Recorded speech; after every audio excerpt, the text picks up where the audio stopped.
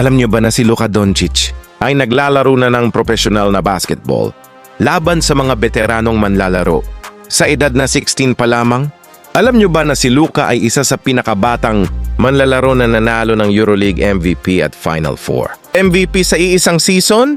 At alam niyo ba na ang Dallas Mavericks ay hindi ang unang team ni Luka Doncic sa NBA? Ngunit marami pang iba sa kwento. Mula sa mga court sa Ljubljana hanggang sa mga nagniningning na ilaw ng NBA, ito ang kwento ni Luka Doncic. Isang henyo na sumira sa mga inaasahan, isang leader na nagbibigay inspirasyon sa isang bansa, at isang superstar na nagpapabago sa laro, isang step back sa bawat pagkakataon.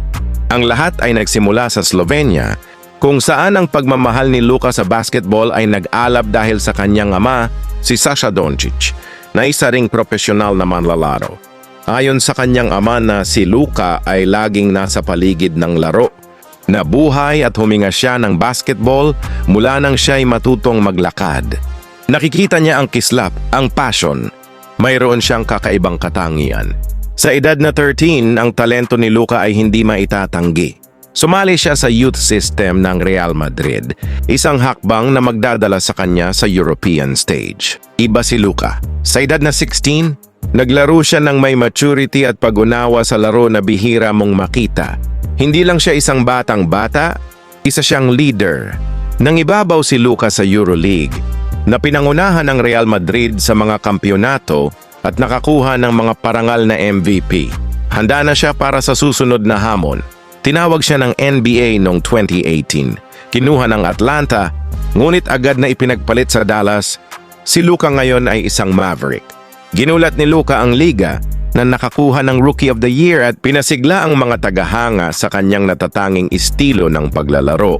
Ang court vision ni Luka ay hindi kapani-paniwala. Nakikita niya ang mga passing skill na pinapangarap ng iba. Isa siyang may espesyal na talentong manlalaro, isang generational player. Ang epekto ni Luka ay lumampas sa court. Siya ay naging simbolo ng pag-asa at inspirasyon para sa lungsod ng Dallas. Ang dedikasyon ni Luka sa kanyang bansa ay hindi natitinag. Pinangunahan niya ang Slovenia sa kauna-unahang international title nito sa Eurobasket 2017 at patuloy na kinakatawan sila ng may pagmamalaki.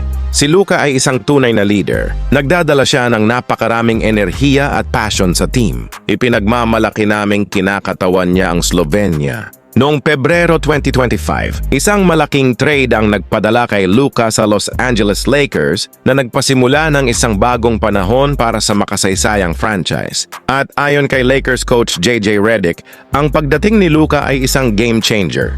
Bumubuo ang Lakers ng isang team sa paligid niya at naniniwala sila na kaya niyang dalhin ang Lakers sa mga kampyonato.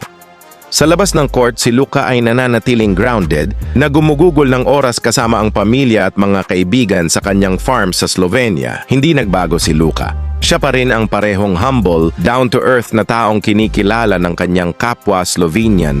Ang paglalakbay ni Luka Doncic ay malayo pa sa pagtatapos. Sa kanyang talento, drive at hindi natitinag na passion, maliwanag ang kinabukasan para sa global superstar na ito. Ang mundo ay nanonood. Naghihintay upang makita kung ano ang susunod niyang gagawin.